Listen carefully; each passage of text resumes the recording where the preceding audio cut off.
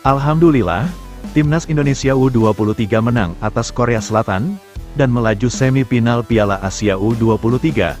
Hwang Sun-yong takjub dengan kemajuan Timnas Indonesia. Pelatih Korea Selatan mengaku stres menghadapi Timnas Indonesia U23. Dan ternyata pelatih Shin Tae-yong itu benar-benar dibuktikan. Saya memastikan pelatih Hwang Sun-hong akan stres. Timnas Indonesia U23 berhasil lolos dari babak grup mendampingi tuan rumah Qatar, pasukan Garuda Muda yang tampil sebagai debutan di ajang ini, dan kurang diperhitungkan ternyata mampu mendepak dua tim kuat yakni Australia dan Yordania. Hal ini menunjukkan bahwa Timnas Indonesia U23 mempunyai kualitas dan kemampuan yang tidak boleh dianggap sepele. Di perdelapan final Piala Asia U23 2024, skuad asuhan Shin Tae-yong berhasil membuktikan taringnya di Piala Asia U23. Hwang Sun-hong menyadari bahwa pertandingan melawan Indonesia bukanlah pertandingan mudah.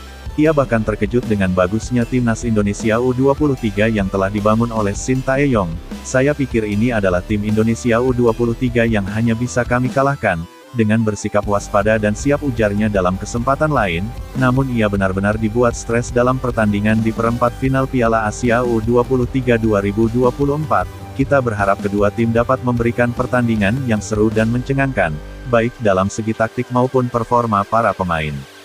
Siapapun yang keluar sebagai pemenang, di babak pertama Timnas U23 Indonesia berhasil mengungguli Korea Selatan, dengan skor 2-1 dalam paruh pertama babak 8 besar Piala Asia U23 2024, gol Indonesia dicetak oleh Rafael Struijk pada menit ke-15, dan juga pada menit tambahan pertama berhasil membawa keunggulan bagi Indonesia atas Korea Selatan. Korea Selatan sempat memperkecil keunggulan setelah gol bunuh diri Komang Teguh pada menit ke-45. Struijk yang sukses mencetak 2 gol di babak 8 besar ini, menjadi pemain pertama yang mampu membobol gawang Korea Selatan di ajang Piala Asia U23 2024. Keunggulan ini membuktikan bahwa Timnas U23 Indonesia mampu bersaing dengan tim-tim besar di Asia.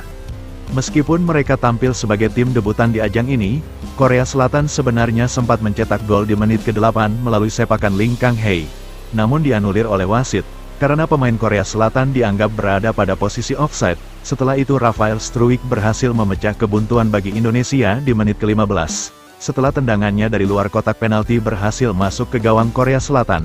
Selama 10 menit berikutnya, Indonesia semakin menguasai jalannya pertandingan. Meski Indonesia berhasil unggul, namun mereka masih harus waspada, karena Korea Selatan berusaha untuk membalikkan keadaan. Pada menit ke-31, Marcelino Ferdinand hampir saja menggandakan kedudukan bagi Indonesia, setelah bermain 1-2 dengan Struijk di area kotak penalti. Namun tendangannya masih menyamping. Korea Selatan akhirnya berhasil menyamakan kedudukan pada menit ke-45, berkat tandukan Oh Ji-sung. Namun hanya beberapa menit kemudian, Struijk kembali mencetak gol kedua untuk Indonesia, sehingga Indonesia kembali unggul dengan skor 2-1. Struijk sukses memanfaatkan umpan panjang Ivar Jenner untuk mencetak gol keduanya pada pertandingan tersebut.